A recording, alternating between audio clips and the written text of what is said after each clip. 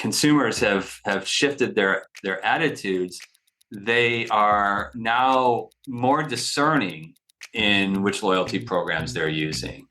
And the status that we speak of in this scenario is simply a moniker for a brand that puts something on it. Like, you gold or platinum, or you silver. Well, does it matter if you don't have the user experience? Does it matter if you don't have convenient omni-channel solutions?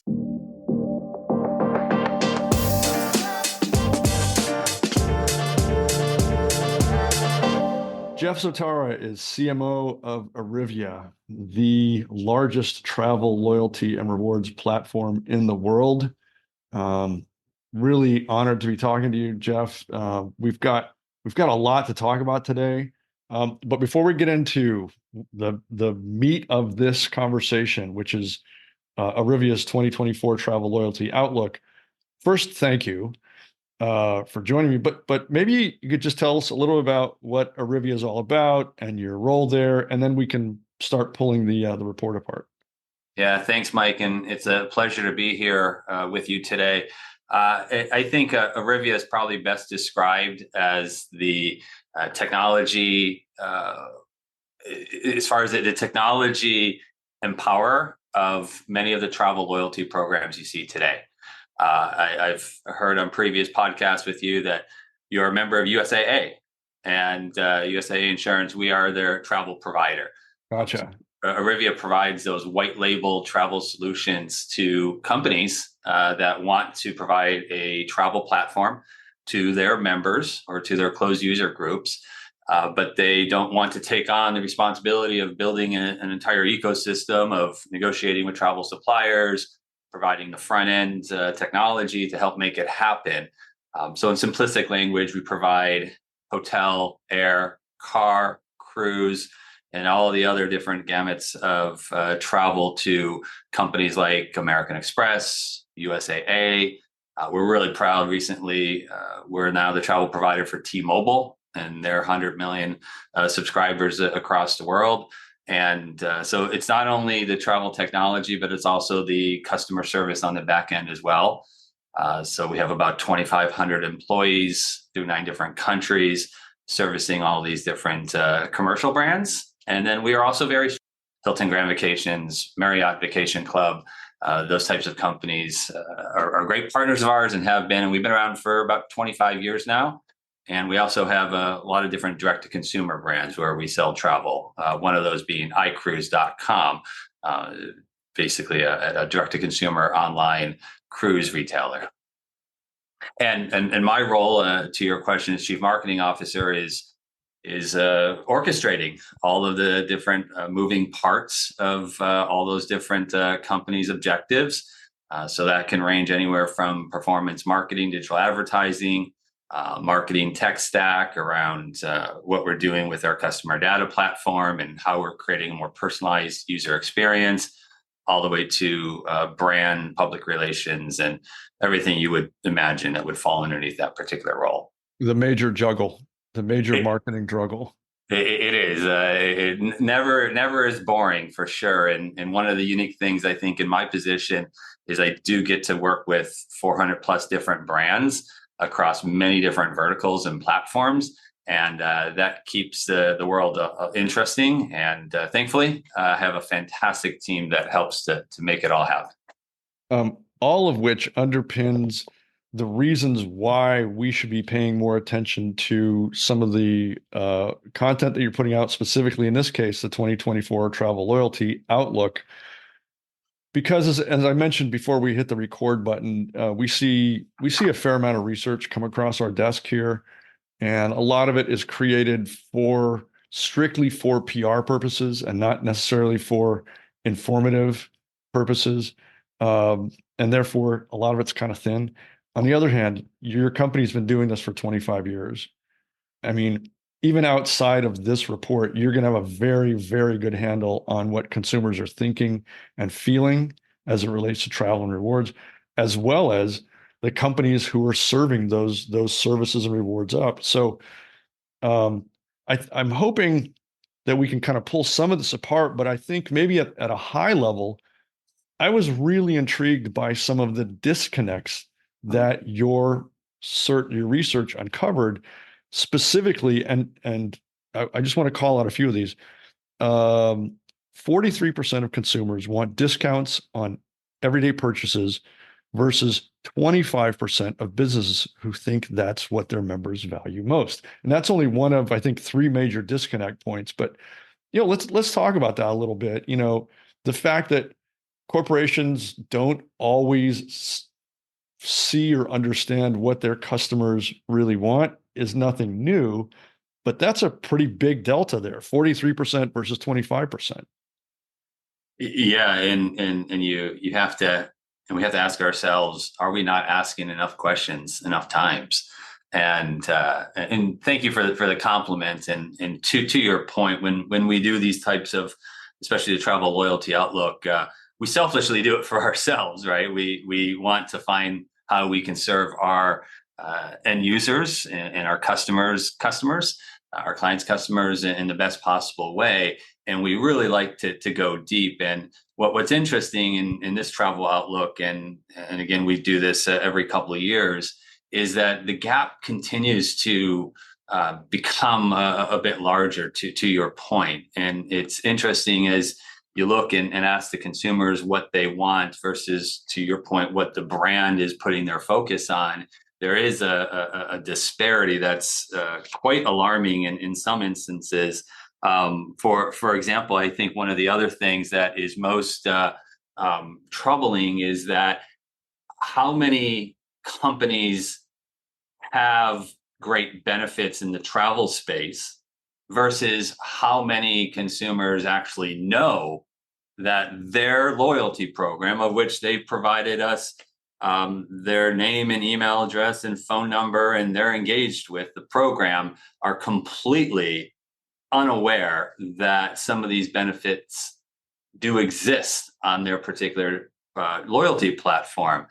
And so as we start to think and unravel this a bit, where we are putting a lot of our emphasis and have in the last year, and even more so as we continue to uncover this, is on the education and marketing front.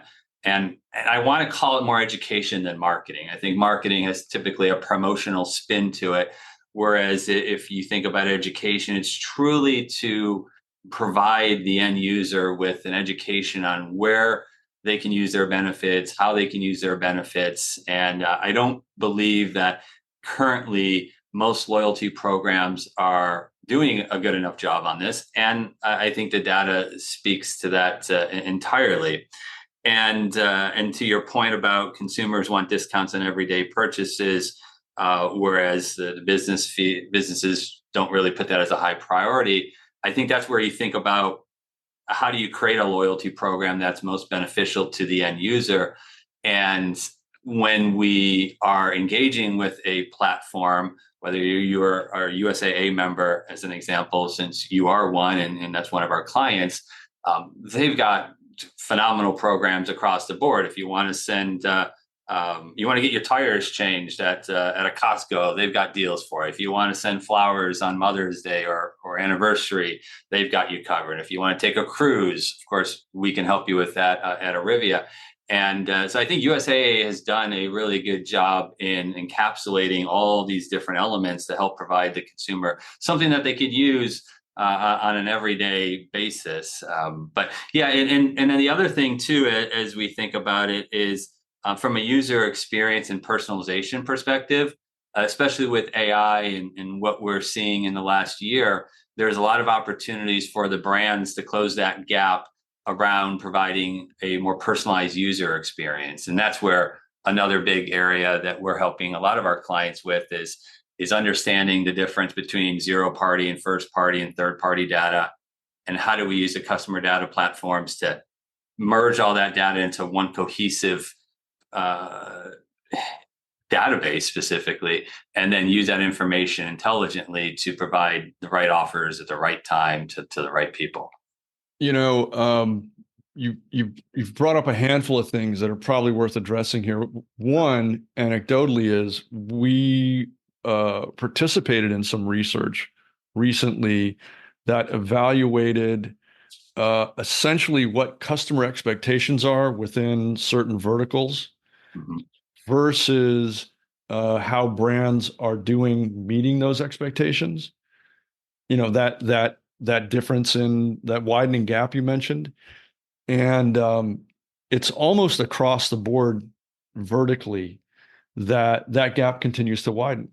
Consumer expectations continue to increase, but the pace at which brands are trying to keep up, it just doesn't meet that. So over time, that gap just gets wider and wider and wider, which is a really interesting thing to do because at some point it creates an opportunity for somebody to step in and do something really different that really catches people's attention. So that would be one thing. But the other thing that occurred to me on this and a few of your other kind of disconnect statistics is on this one, consumers, I'm sure, aren't aware of the entire portfolio of benefits that that are given to them through these programs. And education is expensive. It's worthwhile, but boy, is it expensive to do from a marketing standpoint. But because there's just so much, there's so many variables, there's so many opportunities, there's so many different ways to earn, ways to burn, that it's really just hard to keep up with as an individual consumer. It just, Mhm. we reach an overload of some point at some point of like, I'm just gonna be a part of this brand's loyalty program because I know it's good for me, but maybe the details are kind of lost in the haze somewhere. So, because you work on this kind of thing all day long, how do you overcome that? What should a brand be doing to overcome that kind of, information overload inertia? I think in one of your previous podcasts I heard you guys talked about there's this level of sophistication at some of the top companies in the world around the use of data and around AI, generative AI specifically, most recently, but around customer data, right? And and then you've got this, and then you've got the rest of the folks that are trying to get to that point, but I don't think enough emphasis is put onto how do the brands integrate their technology with marketing, with product. And I think it's that perfect trifecta. The more connected they are, the more likely a consumer is going to be able to experience that product in its intended fullness of what a completeness of what that program is. And so I say that marketing, product, technology, trifecta coming together. What we have found is that, to your point, you can't just spray and pray and send millions of emails and all of that. We have to take a more specific and sniper level approach to how we disseminate different educational tidbits, or how do we provide different offers to different people, because we are completely inundated, as we all know, of distractions, and whether it's social media or notifications on our phone or kids in my household running around all the time. It's how do we find the right message to deliver to that right consumer at the right time. And we put a very big emphasis, and during COVID, uh, we are a travel company, so you can imagine it was a very difficult time for us. But we invested heavily into the technology side of our business, especially around the marketing technology side, because of what you just mentioned. We wanted to find ways to differentiate the offerings for our clients, but we wanted to do it in a more pragmatic way. I'll give you an example. Prior to the pandemic, when we would disperse marketing, usually around 10 to 15% of that marketing was attributable to a cruise booking or a hotel booking without human intervention, meaning it was automatic. It was an automated email, retargeting email, whatever it might be. Post pandemic and post the transition, we have now close to 60% of Wow. all of our marketing attributable bookings And that's using a pretty conservative approach to attribution, meaning it's happening within hours, not 30-day, 90-day attribution.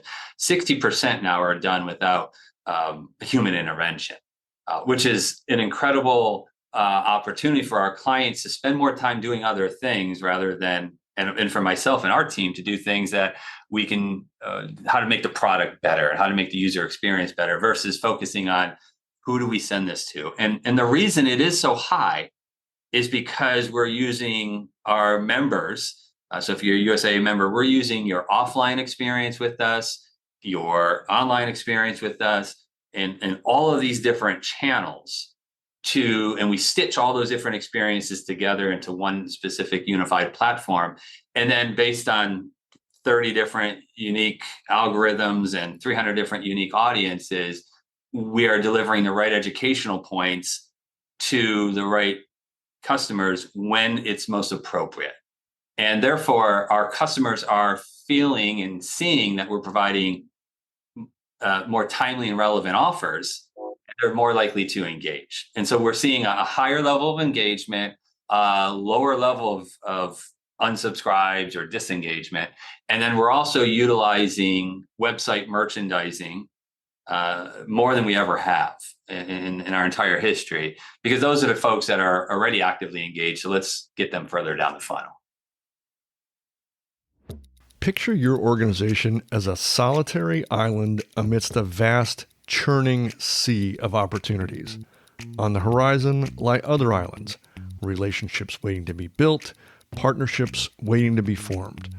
But between your island and those distant shores stretches a turbulent expanse filled with uncertainty and risk. You're going to need a bridge, or bridges, plural, to span this divide, connecting you to new horizons. Those bridges are strategic partnerships. Yet, building bridges and partnerships is no simple task. They both require careful planning, precise engineering, and a deep understanding of the terrain. Missteps can lead to collapse, leaving your business stranded on its island. Tectonic builds strategic partnerships, helping organizations navigate the treacherous waters, ensuring that those bridges are strong and resilient and scalable. There's a reason why some of the largest, most progressive companies in the world are retooling their revenue models and investing in partnerships. Find out more at tectonic.co.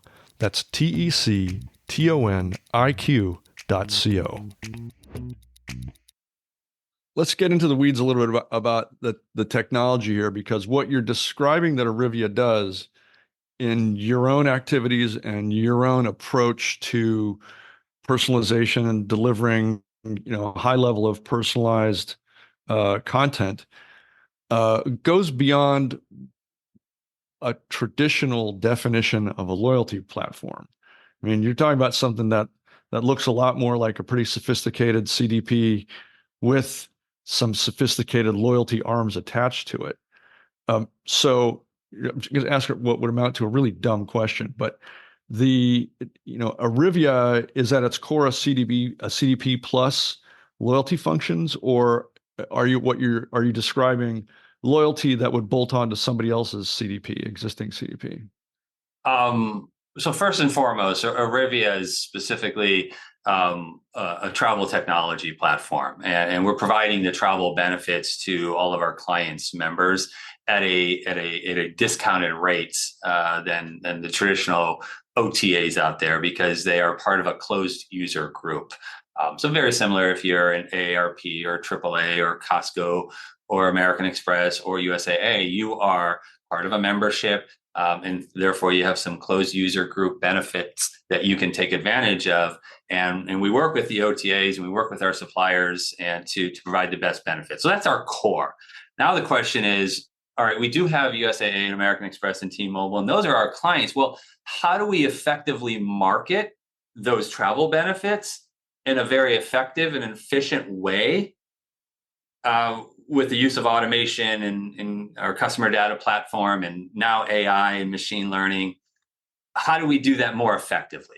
Because the USAAs, the American Expresses, and those types of companies, they are phenomenal marketers, and they have their brands that they need to focus on.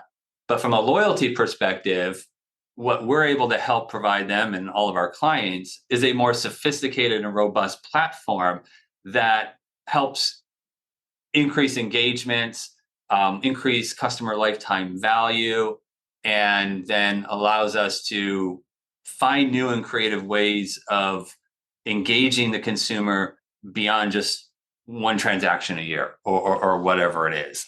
Therefore, I think to answer your question succinctly, the CDP and everything that we're doing around MarTech is a byproduct of the advancement of the technology and us being on the innovative side of that, and our focus on the consumer of how do we create a better consumer experience, and the customer and the client, how do we create better platform for our clients. And so if you take those three and you lump them all together, it means we've got to do more. We've been around for 25 years, as you mentioned. And when you think of AI and where we're moving into, and it's been an incredible year so far, it relies on the quality and quantity of data.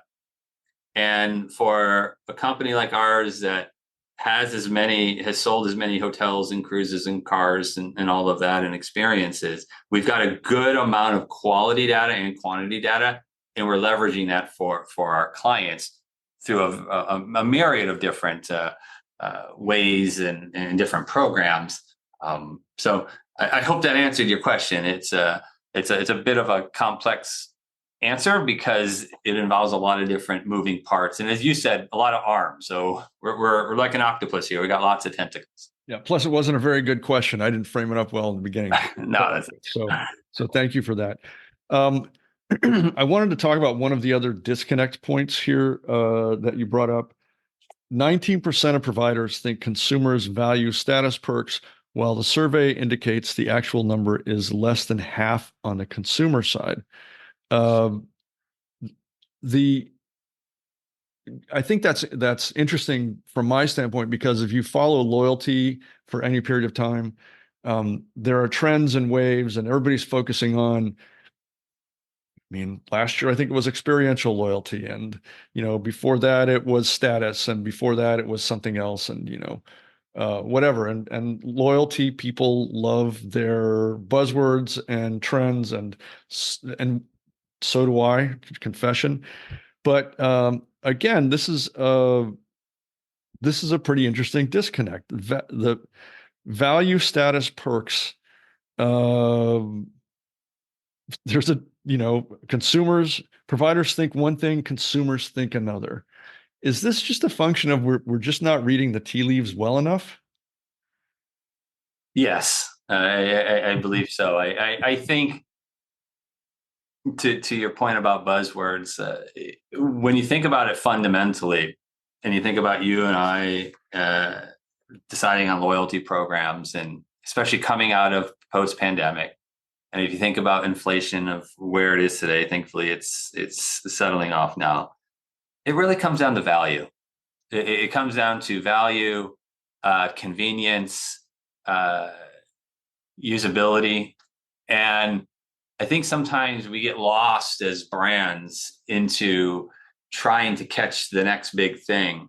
And then we lose sight of some of the basic fundamentals of a travel loyalty program. And as we talk with our clients and we talk with our consumers and we look at the research here, the research is very evident. Consumers want a loyalty program that provides them with significant value compared to going anywhere else. They want it to be convenient. They want it to be personalized and customized, and they want us to communicate in their channel of choice. If we do those four things, you're likely to win 75% of the time. And then you can use AI, and you can use a lot of these different nuances and some of these different technological advancements to then separate yourself and become truly one of the top. Consumers have shifted their attitudes. They are now more discerning in which loyalty programs they're using. And the status that we speak of in this scenario is simply a moniker for a brand that puts something on it. Like, you gold or platinum, or you silver? Well, does it matter if you don't have? Does it matter if the value is not entirely better than going to this other loyalty program? So we like to focus less on the monikers and on the statuses, titles of those, and more on the product and on the value. If I book a cruise with an Arivia brand or American Express using my American Express card, is it going to be cheaper than going anywhere else? And if that answer is yes, again, assuming that all things else are equal, we're gonna the American Expresses are going to be very happy, and the member is going to be very happy. So yes, I think to the disconnect is that as marketers, being one for many decades, you want to think there's always something else out there that you can find that will differentiate your business. And sometimes I think brands come up with things just to be new instead of focusing on the fundamentals, on where the value is. and then where the value is. Like, that's where we got to put emphasis on how do you negotiate better with the suppliers? How do you educate people on their travel loyalty program, being a truly valuable product that they're willing to invest more into the brand and spend with you versus going anywhere else? Because let's be honest, we talked earlier about how many different distractions we hit. We've got companies spending billions and billions and billions of dollars a year trying to get people's attention to book with them or book with this company. And we don't have the same marketing dollars that some of the big OTAs do have for our closed user group, our membership groups. And therefore, we have to be a lot more strategic and precise with our marketing and our messaging. While we're still on this topic of disconnects, I wanted to talk about what might be the granddaddy of them all. I'll just read this here. 20% of brands say poor website user experience is what they think members find most frustrating about loyalty, while a small fraction, 5% of consumers, cite this as the main frustration. A little bit of a disconnect there. By comparison, this is worth listening to, 21% of consumers are more frustrated by the difficult or complex processes of earning and redeeming miles. And we touched on this a little earlier in the conversation, but clearly that's a misplaced focus. If a brand really believes that, it's about website experience, which clearly plays in, clearly it's a factor, but only 5% of the universe thinks that way. Whereas 21% say it just goes back to that same old problem. It's just too complex. How do I earn? What's really going into this? And how do I redeem? So, thank you for illustrating how Arivia goes about kind of solving for those problems. Fact remains, though, that according to these statistics, it's still a big problem out there. It is. It is. And it's one that is always a focal point, even for our programs. There's certain things that we're always continually attempting to find new ways and be more creative in injecting the right messaging or injecting the right user experience to clearly communicate what those particular benefits are. I think when we talk with our clients and we're suggesting different ideas, we always come back to the fundamentals. We have something called Eli 5, explain it like I'm 5 years old. And my children are now 9 years old and 11-year-old. So they're my daughters. And so I use them as my guinea pigs, right? To experiment with. And I put them through a user experience. And it was interesting to see my kids grow up when they're 4 or 5 years old working on an iPad, and how intuitive Apple's always made it for everyone. Our loyalty program should be as easy as that. Yeah. And my 10-year-old should be able to at least understand and distinguish how different points are earned and burned. And if they can't, then I think we're failing ourselves. And unfortunately, I think there's just so much and too much complexity in in both the earn and the burn side, and that's what unfortunately creates this disconnect, because the consumers are continuing to raise their hand saying it's still not simple enough. It's still not simple enough. Whereas that's what the consumers are saying, and the brands are saying, and well, I thought we've made it clear enough. We looked at it internally. We polled some people, and they thought it was pretty clear. So I think it's about the continual feedback loop of our customers, and always asking them questions, whether it's every experience on the telephone or every experience online, through APS, NPS scores, and seeing how those change, how those can change, and are they becoming better or worse? And then in what format are we delivering those messages? We're leaning a lot into short video. If you think short form video, if you think of Instagram and YouTube and all of that, a lot of folks are scrolling through and they're spending 5 to 10 seconds on certain snippets and articles. Some folks, if it's more than 5 paragraphs, like I'm out, I'm on to the next one. And we're living in this very distracted ADD, ADHD kind of world where we can't pay attention anymore. Which the reason I bring that up is that a lot of companies, when they try explaining their benefits, they're doing so in a very long, antiquated format, in my opinion.